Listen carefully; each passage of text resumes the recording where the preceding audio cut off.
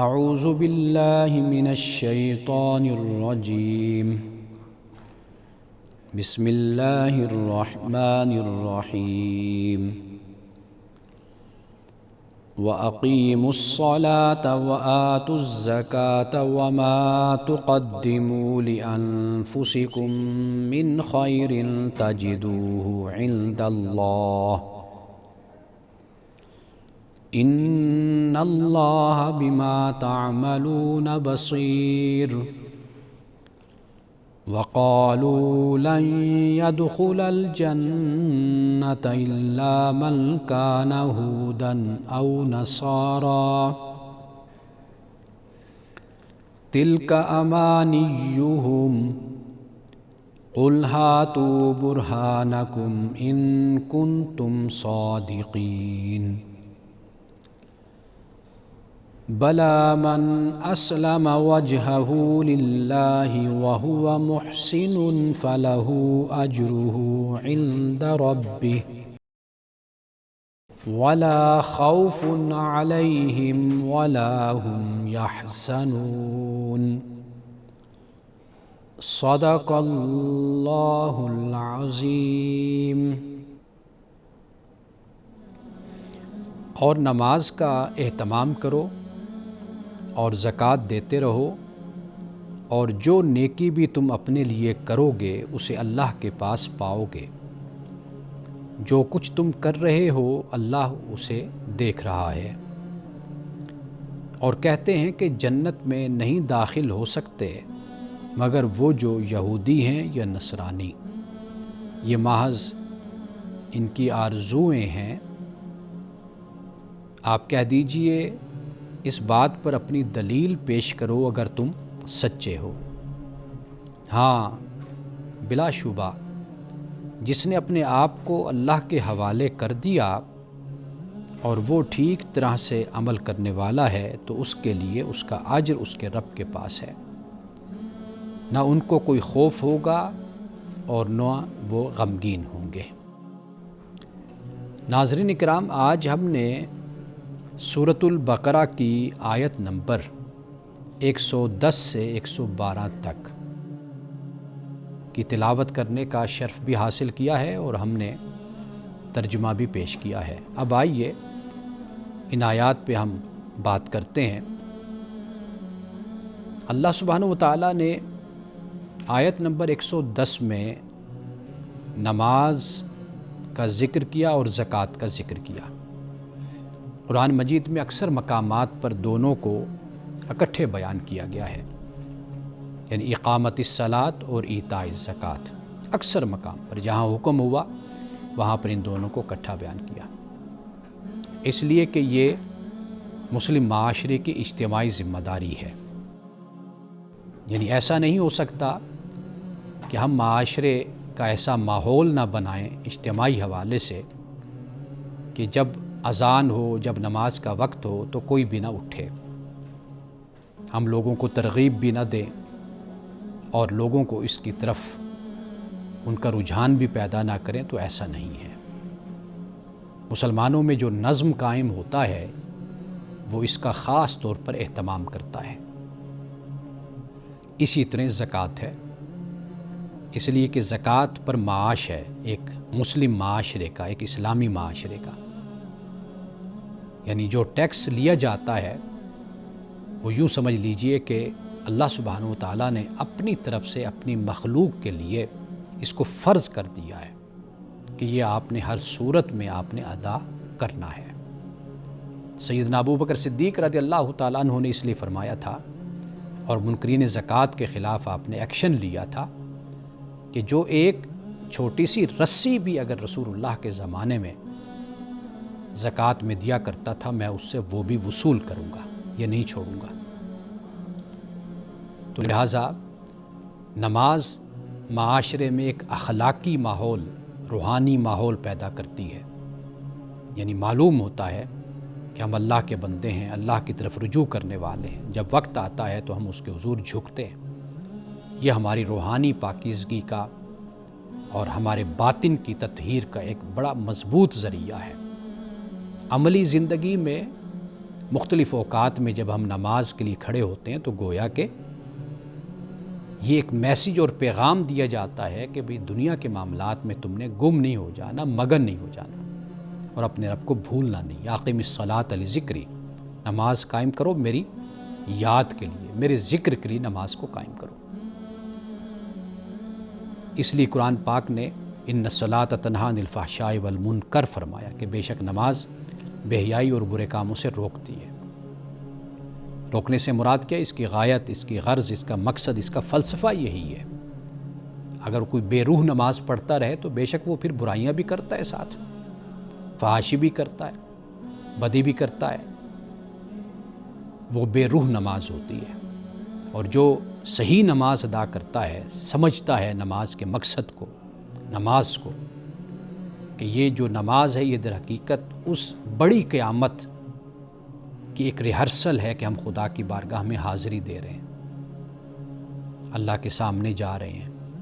یہ تو یہ ایک ریہرسل ہے کہ جس طرح دن میں تم 5 مرتبہ رب کے حضور آتے ہو، اسی طرح ایک بڑی جماعت اور ایک بڑا حشر اور بڑا اجتماع بھی منعقد ہوگا کہ جہاں تم اپنے رب کے حضور حاضر ہوگے۔ جہاں تو اختیار کے ساتھ آتے ہو وہاں پر تمہارا اختیار نہیں ہوگا، تمہیں پکڑ کر بھی لایا جائے گا، خدا کی بارگاہ میں تمہاری حاضری ہوگی۔ تو لہٰذا قرآن مجید جب ہم پڑھتے ہیں تو یہاں پہ دیکھیے اللہ پاک نماز قائم کرو اور زکوٰۃ ادا کرو۔ سورۃ التوبہ میں بھی ہم یہی پڑھتے ہیں، وہاں پر اللہ نے اسی کی بات کی۔ کیوں؟ اس لیے کہ یہ نشانی ہے ایک مسلم معاشرے کی، ایک مسلمان کی، ایک مومن کی، کہ نماز قائم کرتا ہے اور زکوٰۃ دیتا ہے۔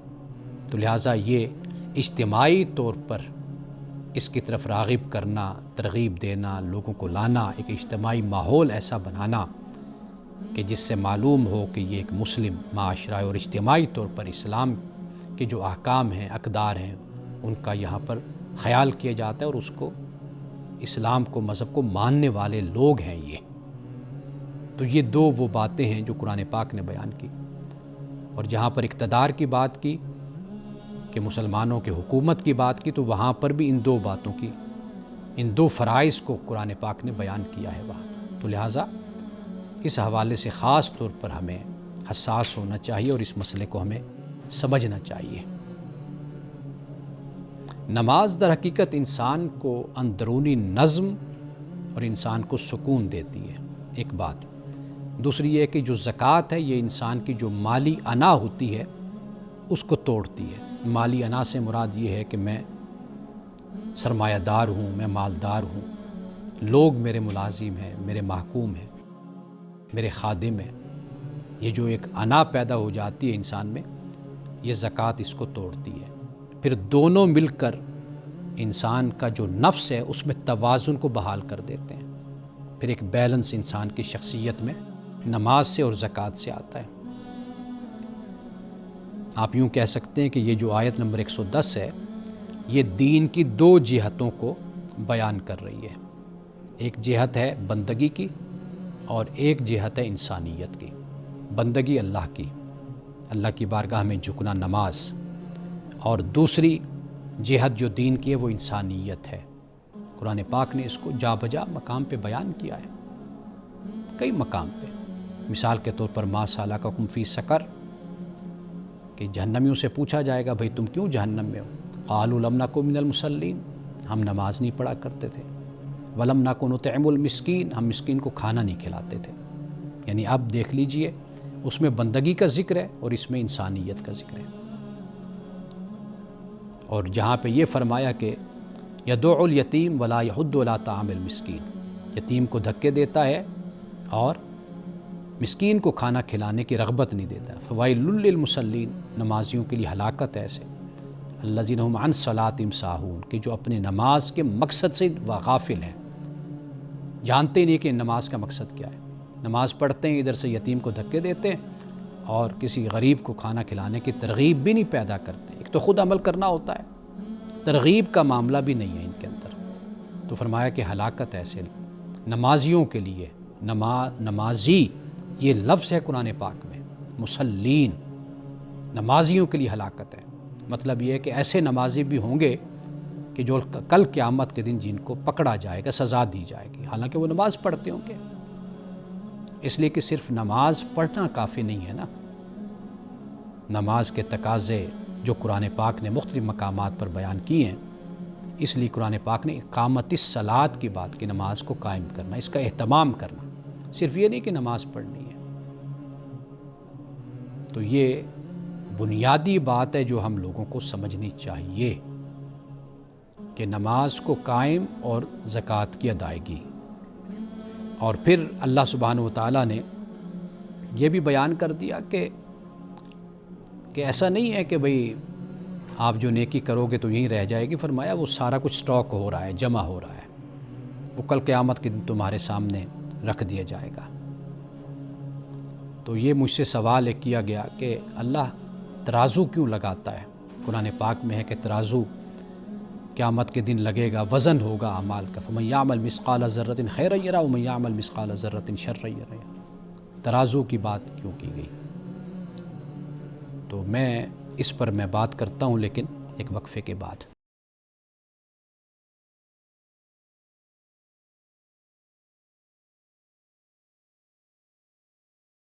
وقفے کے بعد دوبارہ آپ کی خدمت میں حاضر ہیں۔ ایک سوال میں چھوڑ کر گیا تھا تو اس کا جواب حاضر خدمت ہے، وہ یہ ہے کہ اللہ سبحانہ وتعالی چیزوں کو کوانٹٹی میں نہیں دیکھتا، یعنی تعداد نہیں دیکھتا۔ اللہ اس کا وزن کوالٹی کی بنیاد پر رکھتا ہے، یعنی ممکن ہے کہ ایک شخص صرف 2 رکعت نفل پڑھے اور دوسرا شخص 200 رکعت نفل پڑھے۔ ممکن ہے کہ جو 2 رکعت جس نے پڑھی اس کا وزن 200 پہ زیادہ ہو۔ اسی طرح ایک شخص ہے کہ جس نے اللہ کی بارگاہ میں 100 روپیہ دیا، اس کے مقابل ایک وہ شخص ہے کہ جس نے 1,00,000 روپیہ دیا، ممکن ہے اس 100 کا وزن زیادہ ہو۔ تو لہٰذا خدا کے ہاں کوالٹی، آپ کوئی بھی کام کرتے ہیں آپ اس کی کوالٹی کو دیکھیں۔ اللہ کے ہاں کوالٹی صرف ایک ہے، وہ یہ ہے کہ آپ خلوص سے، تقوی سے اللہ کی بارگاہ میں خرچ کریں، صرف اس کی رضا کے لیے۔ قرآن پاک نے مسلمانوں کو ریاکاری سے منع کیا۔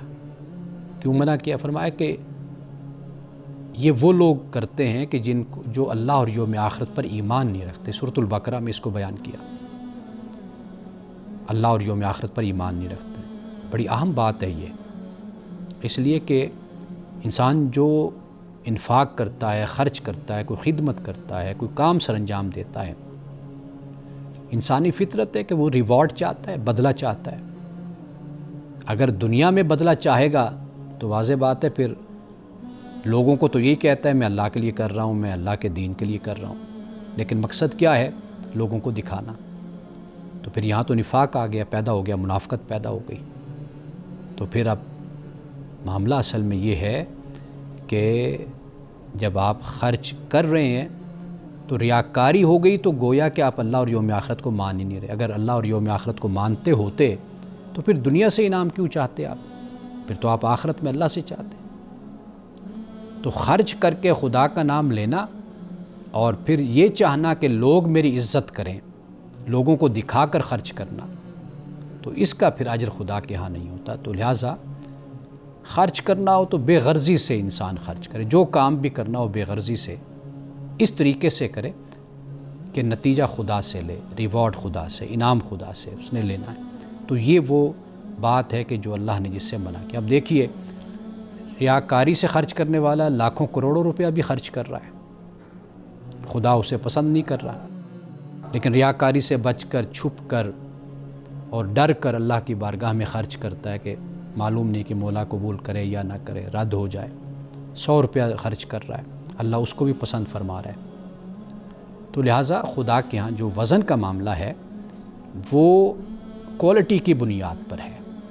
ممکن ہے کہ ایک طرف ذرہ ہو اور دوسری طرف پہاڑ ہو، ذرے کا وزن زیادہ ہو جائے خدا کی بارگاہ میں۔ کیوں وزن زیادہ ہو جائے؟ اس لیے کہ وہ اچھی نیت کے ساتھ کیا گیا، اور وہ جو پہاڑ ہے دوسری طرف ممکن ہے کہ اس کا جو وزن ہے وہ کم ہو جائے۔ کیوں؟ اس لیے کہ وہ ریاکاری کے لیے کیا گیا۔ تو خدا کے ہاں در حقیقت یہ چیز بہت اہم ہے، انما الاعمال بالنیات، کہ اعمال کا دار و مدار نیتوں پر ہے۔ اب اس کے بعد جو آیت نمبر 111 اور 112 ہے، یہ جو سپریورٹی کمپلیکس ہوتا ہے، قرآن پاک آیت نمبر 111 میں اور 12 میں اسی کو بیان کرتا ہے۔ سپریورٹی کمپلیکس یہ انسان کو روحانی طور پر اندھا کر دیتی ہے، اپنی برتری، اپنی ذات کی احساس برتری، یہ انسان کو روحانی طور پر اندھا۔ جنت کو انسان اپنی میراث خیال کرنے لگ جاتا ہے، اور یہ روحانی غرور ہے۔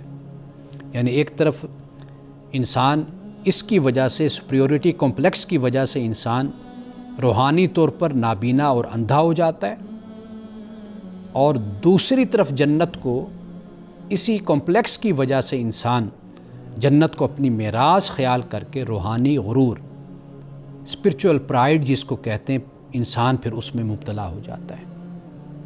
کیونکہ یہود و نصارہ نے یہ کہا کہ جنت میں ہمارے سوا کوئی نہیں داخل ہوگا، ہم ہی جنت میں داخل ہوں گے۔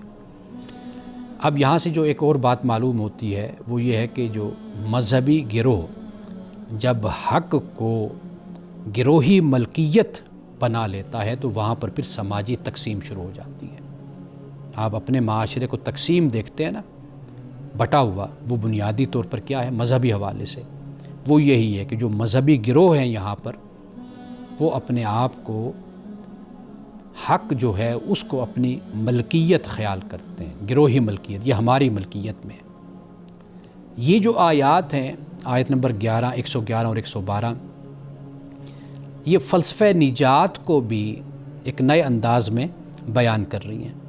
یعنی یہ بتا دیا کہ جو نجات ہے اس کا معیار قوم نہیں ہے، بلکہ کیا ہے؟ خود سپردگی ہے، کہ اپنے آپ کو خدا کے سپرد کر دو۔ یہ ہے در حقیقت نجات کا معیار۔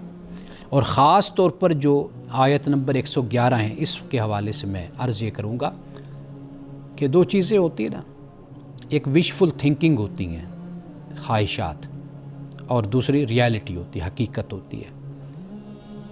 ان دونوں میں فرق کیا ہے؟ فرق یہ ہے کہ یہ جو گروہ ہیں، یہ ان کی جو نجات ہے، یہ جو نجات، یہ صرف ان کی دلی آرزوئیں ہیں، بس یہ آرزوئیں، یہ وشفل تھنکنگ ہے ان کی۔ قرآن پاک نے کہا تلک امانیہم، کہ یہ ان کی جھوٹی خواہشیں ہیں، آرزوئیں ہیں۔ تو یہ دو چیزیں، ریالٹی کچھ ہوتی ہے اور وشفل تھنکنگ وہ بالکل اس سے مختلف ہوتی ہے۔ اللہ سبحانہ و تعالیٰ نے جو معیار بتا دیا، وہ معیار کیا ہے؟ ایک تو حقیقی عمل اور دوسری دلیل۔ یہ دو باتیں قرآن پاک نے جگہ جگہ ایویڈنسز کی بات کی، آیات بینات کی بات کی ہے، برہان کی بات کی ہے، قل ہاتوا برہانکم، یہاں پر بھی فرمایا آیت نمبر 111 میں، اے نبی صلی اللہ علیہ وسلم آپ ان سے کہہ دیجئے اگر تم سچے ہو تو پھر اپنی دلیل لاؤ، اپنے ثبوت لاؤ کہ بھی تم کیسے جنت کے حقدار بن گئے اور جنت تمہاری ملکیت بن گئی، تمہارا اس پر قبضہ ہے، کوئی اور نہیں جا سکتا، تو اس پر دلیل لاؤ نا۔ دلیل کوئی نہیں ہے، بس یہ وشفل تھنکنگ ہے بس۔ تو ایسے لوگ سراب میں رہتے ہیں۔ معاشرے ہمیشہ اسی وجہ سے تقسیم ہوتے ہیں کہ جہاں پر مذہبی بنیادوں پر برتری کا تصور پیدا ہو جائے، گروہی برتری کا تصور پیدا ہو جائے، اور جہاں پر حق کو، وہ جو ہماری زبان میں کہتے ہیں کہ جپھا مار کر ایک گروہ بیٹھ جائے کہ بس میرے پاس ہی حق ہے، کسی اور کے پاس حق نہیں ہے، اور اسی بنیاد پر پھر دوسرے سے اس کے جینے کا حق لے لینا، اس کے عقائد، وہاں پر پھر ان کو تضحیک کا نشانہ بنانا، ان کی تضحیک کرنا، استہزاء کرنا، تمسخر اڑانا، پھر ان کو اپنے سے کمتر ثابت کرنے کی کوشش کرنا، ان کے عقائد کا مذاق اڑانا، عقائد کے علاوہ ان کے قائد کا بھی مذاق اڑانا۔ یہ جو رویہ ہے، قرآن پاک نے یہ بتایا کہ یہ سماج کو بانٹ دیتا ہے، تقسیم کر دیتا ہے، بالکل اس میں تفریق پیدا کر دیتا ہے۔ تو جو بہترین طریقہ ہوتا ہے وہ یہی ہوتا ہے کہ انسان عاجزی میں رہے، حق کے ساتھ جڑا رہے، جو اس کا نظریہ، اس کا عقیدہ، اس کی سوچ ہے، اس کے ساتھ وہ جڑا رہے، ٹھیک ہے۔ لیکن یہ ہے کہ وہ دوسرے سے اپنی سوچ اور اپنے عقیدے اور نظریے کے مطابق زندگی گزارنے کا حق نہ چھینے۔ یہ ڈائیورسٹی ہوتی ہے، یہ معاشرے کا، سماج کا حسن ہوتا ہے، خوبصورتی ہوتی ہے۔ آپ دنیا میں جاتے ہیں، آپ کو مختلف رنگوں کے لوگ نظر آتے ہیں، مختلف مذاہب کے لوگ نظر آتے ہیں، مختلف سوچ کے لوگ نظر آتے ہیں۔ اچھا، پھر مختلف لباسوں میں لوگ آپ کو نظر آتے ہیں۔ تو مختلف لباسوں میں اور مختلف مذہب کے ماننے والے، جنہیں ہم ملٹائی نیشنل سوسائٹیز کہتے ہیں، آپ دیکھیں ہر طرح کی ایک ڈائیورسٹی وہاں پر پائی جاتی ہے۔ تو یہ معاشروں کا حسن ہوتا ہے، ریاستوں کا۔ بدقسمتی یہ ہے کہ یہ حسن ہمارے ہاں مان پڑ چکا ہے، بلکہ ختم ہو چکا ہے۔ تو قرآن مجید ہمیں اسی طرف متوجہ کرتا ہے کہ جنت خدا کی ہے، جہنم خدا نے بنائی ہے۔ اللہ سے اپنے لیے بھی دعا کرو، دوسروں کے لیے بھی، اور دوسروں کے ایمان کی، حق پہ آنے کی دوسروں کے لیے دعا کرو، اور عاجزی میں رہو، اس لیے کہ مجھے اور آپ کو کسی کو پتہ نہیں ہے کہ ہمارا انجام کیا ہوگا، ہمارا حال کیا ہوگا۔ ہمیشہ اللہ سے پناہ مانگنی چاہیے، اور اللہ نے جو کہا، اللہ کو صرف نہ مانے، اللہ کی بھی مانے، یہ در حقیقت نجات کا راستہ ہے۔ باقی دوسری مخلوق ہے، وہ اللہ کی مخلوق ہے، اللہ جانے اور وہ اس کی مخلوق جانے کہ وہ اپنے بندوں کے بارے میں، اپنے مخلوق کے بارے میں کیا فیصلہ کل کرے گا۔ اس بنیاد پر اس دنیا کو، اس زمین کو جہنم نہیں بنانا چاہیے۔ یہاں پہ جینے کا سب کو حق ہے۔ وقفے کے بعد دوبارہ حاضر ہوتے ہیں اور آپ کے سوالات پر تفصیل سے بات کرتے ہیں۔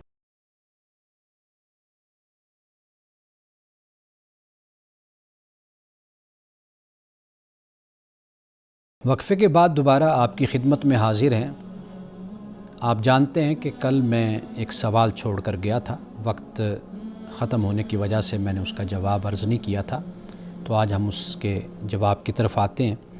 میں پہلے سوال بیان کر دوں، جن ناظرین نے سنا نہیں وہ ایک مرتبہ پھر سوال سن لیں۔ سوال یہ بھیجا گیا ہے کہ عدالت سے انصاف نہ ملنے کی صورت میں اگر مقتول کا وارث قاتل کو قتل کر دیتا ہے تو اس حوالے سے شریعت کیا کہتی ہے؟ یہ بڑا اہم سوال ہے۔ پہلی بات تو یہ یاد رکھیے کہ اسٹیٹ ود ان اسٹیٹ اس کا کوئی تصور نہیں ہے، یعنی جہاں پر ایک نظم ہے، ایک نظام ہے، آپ اس پہ سوال کر سکتے ہیں، اعتراض کر سکتے ہیں، بہت کچھ کر سکتے ہیں، لیکن بہرحال اسٹیٹ ہے، ریاست ہے، نظام کمزور ہے یا نظام میں خرابیاں ہیں، وہ اپنی جگہ پر، اس پر ڈیبیٹ بھی ہونی چاہیے، گفتگو بھی ہونی چاہیے، لیکن اس نظم میں رہتے ہوئے اس طرح کا فیصلہ نہیں کیا جا سکتا۔ یعنی عدالت سے انصاف نہ ملنے کی صورت میں خود شخصی طور پر کسی کو قتل کرنا، یہ شرعاً بھی اور قانونی طور پر بھی منع ہے۔ یہاں پہ ایک نقطہ ابھی میرے ذہن میں آیا، وہ میں یہ عرض کرتا چلوں کہ ممکن ہے کہ عدالت جو فیصلہ دے رہی ہے وہ ورثاء کے لیے قابل قبول نہ ہو، وہ یہ خیال کریں کہ یہ فیصلہ عدالت کا انصاف کے خلاف ہے، لیکن عدالت نے جو فیصلہ کرنا ہے وہ تو ثبوتوں کی بنیاد پر ہی کرنا ہوتا ہے، شواہد کی بنیاد پر۔ ممکن ہے کہ قاتل کے خلاف وہ ثبوت کافی نہ ہو۔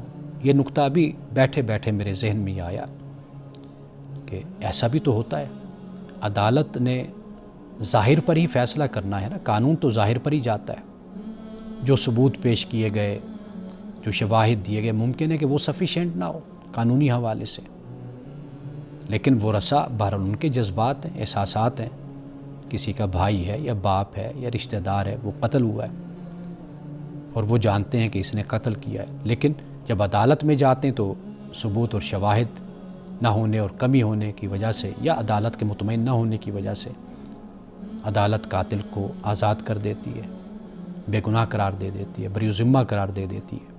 یہ پہلو بھی ضرور مد نظر رکھنا چاہیے۔ ہمارے ہاں چونکہ صورتحال ایسی ہوتی ہے تو اس وقت انسان کچھ نہیں کہہ سکتا، خاص طور پر جو مقتول کے ورثاء ہوتے ہیں۔ لیکن ایک اور صورت بھی ناظرین میں آپ کے سامنے رکھتا ہوں.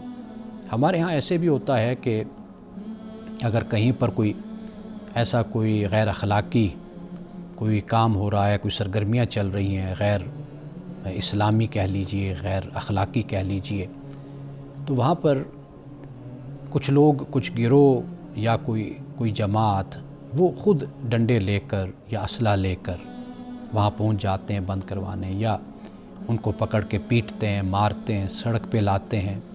یہ بھی ایک رویہ ہمارے ہاں اختیار کیا جاتا ہے. تو شریعت اس کی بھی اجازت نہیں دیتی، یعنی یہ بھی اسٹیٹ ود ان اسٹیٹ کا معاملہ ہو جاتا ہے. اس کے لیے ملکی ادارے موجود ہیں، ان سے رابطہ کیا جائے. یہ الگ بات کہ وہ آگے کچھ نہیں کرتے یا وہاں پر کوئی بدعنوانی ہے تو یہ وہ مسئلہ علیحدہ ہے. لیکن آپ ذرا تصور کیجئے کہ اگر ایسی صورت بن جائے تو پھر کیا بگاڑ اور فساد پہلی صورت میں زیادہ ہے یا دوسری صورت میں زیادہ ہے؟ واضح بات ہے کہ دوسری صورت میں زیادہ ہے. تو بڑی برائی اور چھوٹی برائی میں ہمیشہ پھر چھوٹی برائی کا انتخاب کیا جاتا ہے. تو لہٰذا ہم جس سوال پر بات کر رہے ہیں اس کا جو قانونی نتیجہ ہے وہ تو یہ نکلے گا کہ جو انصاف لینے والا ہے ایک تو وہ خود مجرم ٹھہر جائے گا، خود مجرم بن جائے گا. عدالت کے پاس کافی شافی شواہد و ثبوت نہ ہونے کی وجہ سے قاتل کو انہوں نے آزاد کر دیا، لیکن جو مقتول کا وارث ہے اس نے تو ثبوت بھی اسی وقت ہی مہیا کر دیے. تو یعنی وہ قاتل تو مجرم نہ ٹھہرا، تو اب وہ یہ جو قتل کرنے والا مقتول کا جو وارث ہے جو قاتل کو قتل کر رہے ہیں اس کے تو پکے ثبوت موجود ہیں. تو پھر کیا صورت بنے گی؟ تو واضح بات ہے کہ اس دوسرے شخص کو بھی پھر پھانسی ہوگی، اس کو سزا ہوگی. اور ویسے بھی جو شرعی اصول ہے آپ جانتے ہیں کہ اسلام میں قصاص اور دیت کے احکام موجود ہیں، مگر یہ جو عمل ہے یہ عدالتی نظام اور جو حکام جن کو جو مجاز ہوتے ہیں، یعنی جن کو اجازت ہے، اتھارٹی ان کے پاس ہے، ان کے ذریعے سے نافذ ہوتے ہیں. ذاتی طور پر کسی کو بھی سزا نہیں دی جا سکتی. یہ عدالت میں جا کر الزام جب جرم بنتا ہے، یعنی ملزم اور مجرم اس میں فرق کرنا چاہیے. ملزم وہ ہوتا ہے جس پر الزام ہوتا ہے کہ اس نے یہ کیا ہے، یعنی وہ ایکیوزڈ ہوتا ہے. لیکن جو اگلا قدم ہے وہ مجرم کا ہے، جو کریمنل ہے. تو لہٰذا یہ نقطہ بھی سامنے رکھنا چاہیے ہمیں کہ وہ مجرم اور ملزم، یہ فرق ہمارے سامنے رہنا چاہیے. تو لہٰذا ذاتی طور پر بدلہ جو لینا ہے خون کا، وہ اس کی ہرگز اس میں اجازت نہیں. یہ میں پھر جملہ بول رہا ہوں کہ کوئی بھی گناہ، کوئی بھی جرم ہے، گناہ نہیں جرم، ریاستی قانون کے مطابق کوئی بھی اس میں، چاہے وہ مذہبی ہے، چاہے وہ اخلاقی ہے، چاہے وہ جیسا بھی ہے، شرعی ہے، کسی طرح بھی کسی کو اجازت پرسنلی نہیں ہے کہ وہ کسی کی جان لے. ہاں استثناء کی ایک صورت میں بیان کر دیتا ہوں، اور وہ استثناء کیا ہے وہ میں وقفے کے بعد ذرا تفصیل کے ساتھ بیان کرتا ہوں.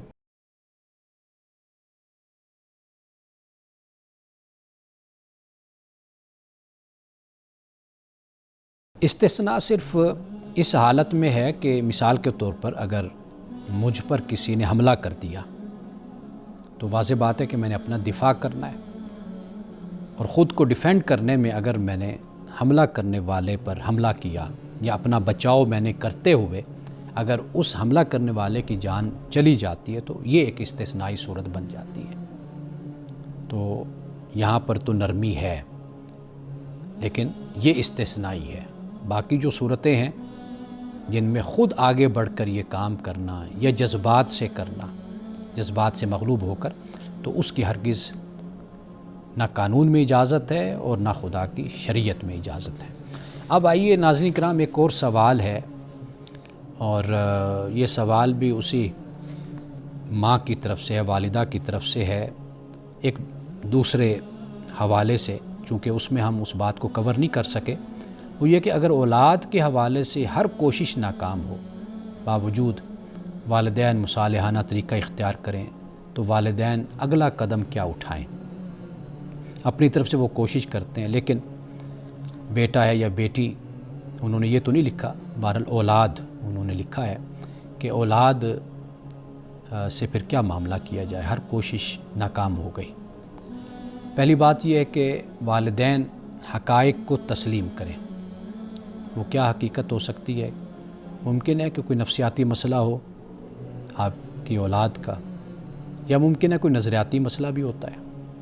یعنی آپ اگر مثال کے طور پر مسلمان ہیں، نماز پڑھتے ہیں، قرآن پڑھتے ہیں، گھر کا ماحول آپ نے ایسا رکھا ہے، ممکن ہے کہ وہ بچہ کسی ایسی صحبت میں بیٹھتا ہو جو مذہب کے خلاف ہیں، یا تو وہ واضح بات ہے کہ نظریاتی حوالے سے بھی جب ایک نوجوان ہوتا ہے انسان، خون جو ہے وہ گرم ہوتا ہے، تو وہ پھر ان چیزوں پر بھی بولتا ہے، لڑتا ہے، تو یہ وجہ بھی ہو سکتی ہے۔ لہٰذا فإنما علیک البلاغ وعلینا الحساب، اللہ کہتا ہے کہ تجھ پر پہنچانا ہے اور حساب ہم پر ہے، تو اس حوالے سے ذمہ داری یہی بن جاتی ہے۔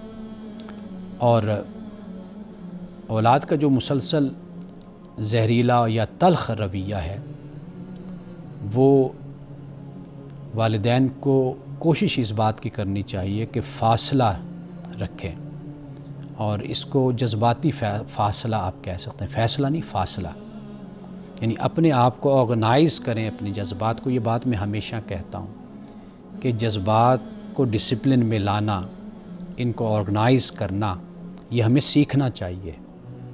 ایک معاشرے میں ہم رہتے ہیں، خاندان میں رہتے ہیں، ہمیں اپنے جذبات کو بھی آرگنائز کرنا نہیں آتا، یعنی ہم محبت کا اظہار کرنے میں بڑے ہی بخیل ہیں، لیکن نفرت کرنے میں ہم بڑے تیز ہیں۔